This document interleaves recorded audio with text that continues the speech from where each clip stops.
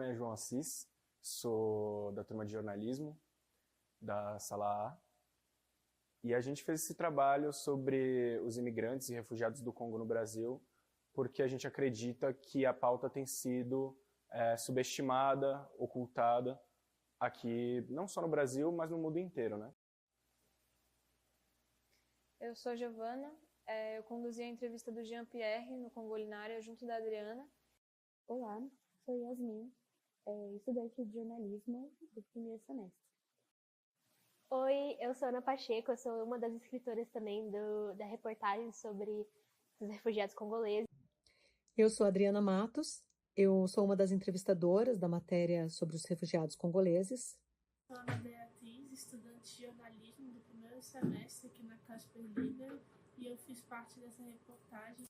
Então a nossa visão era a de trazer essa pauta à tona, mas mais do que isso, trazer as memórias e as vivências das pessoas que estavam vindo dessa realidade para cá para o Brasil. E mais do que isso, compreender como é essa adaptação, como elas são recebidas aqui no Brasil, né? E quando a gente teve essa ideia, conversando também com o professor, uma coisa que a gente ficou muito clara é que a gente precisava buscar personagens, a gente precisava falar dessas pessoas, ouvir dessas pessoas, e a gente foi atrás, a gente correu.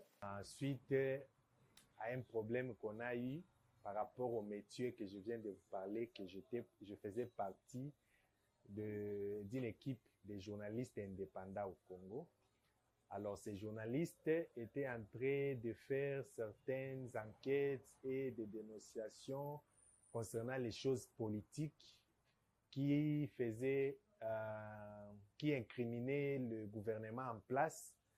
Alors, le gouvernement en place, avec des services secrets, qui traquaient ces journalistes, dont moi je faisais partie de l'équipe. Alors, on nous avait attrapés. Alors, quand nous avions fait les cachots... Bom, no Congolinária nós temos dois personagens, que é o Jean e o Emanuel, e temos duas perspectivas muito diferentes em relação à vivência deles aqui no Brasil. Ele trouxe toda aquela coisa emocionada e do que ele tinha sofrido ali no Congo, tortura, ele tinha sido preso, ele estava colaborando com jornalistas, ele é pastor também, ele estava acostumado a falar. Non, dans un cachot c'est une détention qui était arbitraire. C'est-à-dire, on vous arrête parce que vous étiez en train de donner les informations que le gouvernement ne voulait pas que les gens écoutent ça. Alors, quand on vous a arrêté parce que votre équipe dévoilait les choses mal, les corruptions, les détentions illégales, arrêter quelqu'un d'une manière arbitraire, les torturer, les tuer. Alors, l'équipe des journalistes dont je faisais partie était en train de dénoncer, de faire voir au monde extérieur les méfaits que ces groupes de politiciens faisaient avec les, avec des groupes de services secrets, des services qui n'étaient pas reconnus par l'État, mais ils étaient armés. Alors, ils étaient là pour commencer à intimider les gens. Si vous voulez réclamer quelque chose, ils vous obligent de ne rien dire. Parce qu'ils étaient un groupe milice presque. Ils avaient des armes et ils tuaient certains. Ils vous prenaient, ils vous mettaient dans des cachots que les gens ne connaissent pas. O nome Emanuel é um nome social. Então, como o nome real dele é o Akapuku Girres. E ele falou um pouco da família dele, que a família, ele não pôde vir junto, mas que se ele continuasse lá, ele morreria. Então, para ele ter a oportunidade de ver novamente a família dele, ele tinha que fazer isso, ele tinha que abandonar a terra dele para vir para cá. E ele tenta trazer a família, ele não sabe se vai ser possível ou não, também ele não sabe como revalidar o diploma dele, porque ele é engenheiro agrônomo, e hoje ele trabalha lá no Congolinária como cozinheiro. O Jean-Pierre não veio como refugiado para o Brasil, ele veio a convite do pai para morar aqui. O pai, infelizmente, veio a falecer e era um refugiado. Ele veio em situação de refugiado diferente do filho. E o Jean acha o Brasil um país muito tranquilo. Ele não sente o medo e o preconceito que ele vê no Congo. No primeiro momento, achei muito estranho. Geralmente, quando eu cheguei aqui, foi na escola direto. Tipo, na escola, os alunos podiam fazer o que quisesse dentro da sala de aula, o professor entra na sala, fala oi, responde oi. Já lá no Congo, quando o professor entra dentro da sala de aula, a gente precisava se levantar para poder cumprimentar o professor. A gente não podia falar nada com o professor, senão a gente apanhava. Tinha duas punições, eu batia na mão com régua, ou batia com o chicote na bunda. Então, esse país que foi delimitado pelos europeus, ele na verdade abriga etnias em suas divisas que são rivais. E isso é talvez o principal ponto do conflito, né? Os rebeldes eles são financiados pelo Ruanda, que é o nosso país vizinho, para tentar explorar o Congo, para roubar o minério que está no Congo. Esse minério é muito importante na fabricação de celular, computador, tudo que envolve placa-mãe. Ele é muito importante. E a Ruanda ele é ajudado pela União Europeia, que ele ajuda a Ruanda para poder financiar, dar arma ao rebelde, para poder roubar os minérios, levar para a Ruanda, e Ruanda vende para a Europa. Então, a partir dessa divisão entre Tutsis e Hutus, que a gente vê aí diversos conflitos que vêm aí secularmente, praticamente. E nesse processo, a gente tem uma alternância de poder entre poderes autoritários e democráticos, diversos acordos que muitas vezes são cumpridos ou não, e aí dessa forma a guerra vai se perpetuando. Au Congo, pour le moment, le Congo, c'est un pays riche par les ressources naturelles. Il y a beaucoup de richesses au Congo. Il y a les diamants, il y a les coltans, il y a l'or, il y a les lithium, il y a les cobalt. Il y a beaucoup de matières premières pour la fabrication des armes, pour la fabrication des téléphones, pour la fabrication des armes, les armes nucléaires, pour la fabrication de batteries électriques, de voitures électriques et beaucoup de choses. Alors tout ça, ça se trouve au sol congolais. Alors le Congo est entouré de plusieurs pays, il y a 9 frontières au Congo. Alors tous ces pays frontaliers n'ont pas assez de richesses comme le Congo. Alors tout ce monde-là convoite, ils envient la richesse qu'il y a au Congo. Dans les gouvernements, il y a beaucoup de corruption, il y a beaucoup de vols. Alors les gens travaillent, ils ne sont pas bien payés. Les gens travaillent, mais ils ont des arriérés de salaire. Mais au lieu d'être payé à la fin du mois, il n'est pas payé. Peut-être que son salaire ne peut même pas le nourrir à la maison pendant une semaine. Vous payez quelqu'un, il achète la nourriture une semaine, deuxième semaine, il ne saura plus comment manger. Alors, les gens frustrés de cette façon, les rebelles, les voisins qui ont besoin des richesses congolaises, quand ils viennent avec l'argent, ils corrompent facilement ces gens-là. Ils leur donnent l'argent pour leur permettre d'entrer et venir voler les matières au Congo. C'est pourquoi il y a aujourd'hui beaucoup de groupes armés. Ces groupes armés, ce sont des étrangers qui viennent avec l'argent, mais ils utilisent les Congolais pour faire la guerre contre les Congos afin qu'ils soient en mesure de voler les matières premières. Les ministres, ils font des extravagants pendant que les gens souffrent avec la faim au pays, mais il y a des ministres qui dépensent des millions de dollars seulement pour dormir dans un hôtel en Suisse. Aquele poder sobre a exploração do cobalto no Congo, né? Então, ao mesmo tempo que a gente vê um conflito acontecendo, a gente vê toda a riqueza daquele país sendo extraída internacionalmente para outros países, enquanto outros países lucram, o povo congolês, eles vivem na miséria.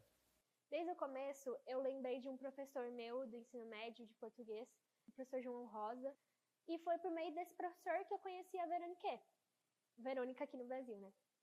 Ela contou muito sobre a trajetória dela, como ela chegou aqui no final de 2019 e logo deu a pandemia, e como foi um processo difícil, todos no abrigo de refugiados que ela ficou, ter que lidar com esse confinamento, que eles ficaram muito tempo sem sair de casa, né, do abrigo.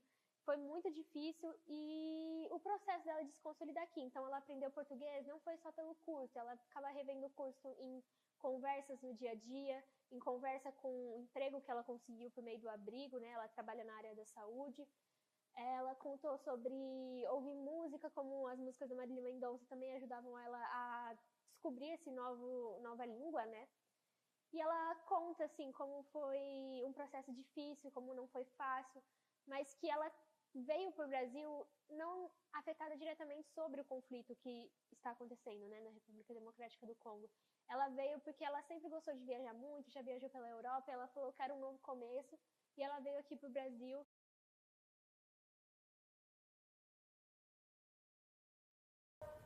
Quand vous travaillez pour des rebelles, vous ferez tout ce que les rebelles veulent que vous fassiez. Si vous ne faites pas ça, vous payez cher. Alors la violence, il y a des Congolais qui violent des Congolaises. Tout simplement parce qu'ils travaillent avec des rebelles. Et quand cela arrive, leur force, c'est ça. La violence, c'est pour déstabiliser une nation. Quand vous venez, vous violer les gens et c'est détruire le mental des gens. Parce que les gens qui sont violés et après ce genre de choses, c'est difficile de se réintégrer dans la vie. Et il y en a d'autres qui tombent enceintes pendant qu'on l'avait violé. Et toute sa vie, il va vivre avec ça. C'est difficile d'oublier. Des fois, il est tombé enceinte suite à l'agression. On lui a poignardé des couteaux. Parce qu'il y en a des femmes qui ferment leurs jambes, ils ne veulent pas ouvrir. Alors, parce qu'ils ferment ses jambes pour ne pas ouvrir, on les poignarde, on les met des couteaux. Alors avec cette douleur, et après on couche avec elle comme ça. Et après, elle va tomber enceinte. A Patrícia fala muito sobre o papel da mulher nesse conflito, né? Porque existem muitos relatos de estupro, de assassinato contra as mulheres na República Democrática do Congo, principalmente na área rural, onde a sociedade patriarcal é mais forte, assim, no mundo todo mas lá é muito conservador ainda nesse sentido. E a partir do momento que você violenta uma mulher, que você tira a liberdade dela de simplesmente existir, de viver, você acaba com a base da família rural no Congo e obriga as famílias a se deslocarem, a saírem daquele local e aí, enfim, os movimentos rebeldes que estão tomando o país consigam avançar. Então uma das pessoas entrevistadas, a gente buscou entrar em contato com diversas escolas do município de São Paulo que fazem atendimento a refugiados e imigrantes, né? A gente conseguiu conversar com uma escola lá de Santana e durante a nossa visita a gente conheceu muito sobre o projeto Portas Abertas deles. Eles não recebem somente imigrantes e refugiados do Congo, mas de países da América Latina e países do Oriente Médio também. E a gente conseguiu conhecer melhor esse processo, a gente conseguiu conversar com a diretora. As moças, elas tinham algumas que tinham acabado de chegar, então elas realmente estavam muito impactadas assim, com toda a mudança, de chegar num outro país, já estar numa escola aprendendo uma nova língua, mesmo que elas se conhecessem, elas estavam muito apreensivas. A Tina, como já está aqui há um bom tempo, ela estava super tranquila, ela estava querendo falar com a gente, contar sobre a experiência dela, contar um pouco sobre o Congo, mas não sobre todos os conflitos. Então, assim, elas contaram muito pra gente a respeito do dia a dia aqui no Brasil. Elas encontram muito problema com xenofobia, racismo, falta de conhecimento da língua, falta de conhecimento dos locais para encontrar trabalho, também problemas com as leis trabalhistas, elas não entendem muito bem. Então é tudo um novo mundo que elas têm que descobrir. Essa empresa, a RH dessa empresa aceitou, mas no dia do começo desse trabalho, o RH me falou que você não pode continuar a trabalhar aqui, porque não é o trabalho dos africanos, é dos africanos. Não posso dar o nome dessa empresa, mas só aqui no Brasil, na Vila Matilda. Fiquei muito triste. E depois falei que às vezes acontece. Às vezes que Deus está querendo me mostrar uma coisa de boa. Porque eu vou ficar triste. Deixei isso. Fiquei um mês em casa, só sem fazer nada. Não estava conseguindo pagar aluguel. Mas só Deus que sabe. Eu tenho uma dúvida. tanto essas questões das empresas não pagarem, quanto a questão do racismo nas empresas, são crimes graves. Vocês sentem falta de um auxílio jurídico nesse sentido, de tipo, como denunciar, de vocês saberem qual o caminho para denunciar tudo isso de errado que acontece? Sim. Sim. Sobre as outras entrevistadas, elas citam muito de que mesmo que o nosso país seja o país que eles mais se sentiram receptíveis, sofreram racismo e que uma das congolesas, a Tina,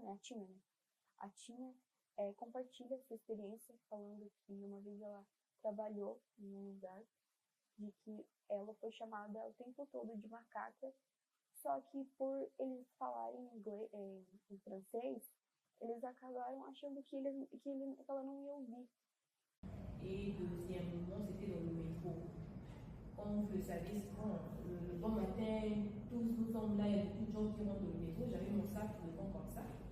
Il y avait une mémé là. Quand il y a des gens qui rentrent, qui sortent, on se bouscule là et tout. Et après, elle m'a poussé, genre comme ça, pour me dire que toi, tu es noir, tu prends ton sac, tu es en train de me coincer et tout. Ça fait 30 minutes, tu es en train de me coincer comme ça et tout. Et ce jour-là, bon, nous avions vraiment coulé des larmes. Et elle était avec son mari lui a dit qu'elle a peut-être. Sobre o programa Portas Abertas e sobre a entrevistada Maria Ângela, que é coordenadora e responsável pelo programa Portas Abertas. Eles não contam, eles não falam nada. Só mesmo se a gente perguntar e perguntar muito, né? Você viu que eles têm um pouco de receio, assim, de falar desses conflitos. Até fiquei, assim, contente até deles terem falado para vocês, porque realmente eles não falam dos conflitos. Nunca chegaram a contar nada? Não contam. Nós temos alguns alunos de Cuba que às vezes falam uma coisa ou outra, né? Mas eles não falam, não. O pessoal do Congo não fala.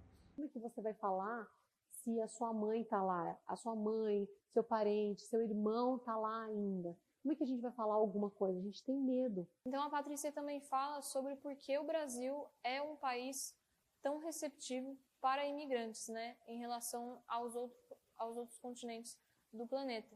Como a Europa, né, que tem muitas questões, muitas restrições, né, para imigrantes lá, os Estados Unidos agora, né, com o novo governo, tudo se torna muito mais restrito para que essas pessoas consigam sair dos seus países por causa de conflito para ir a outros, né, buscar outras oportunidades de vida, até porque elas não estão saindo do seu país por escolha, né? Existem guerras, existem conflitos, é tudo muito precário, então eles precisam buscar novas oportunidades e o Brasil se torna muito receptivo em relação a isso por ter um histórico mais acolhedor, né, para essas pessoas.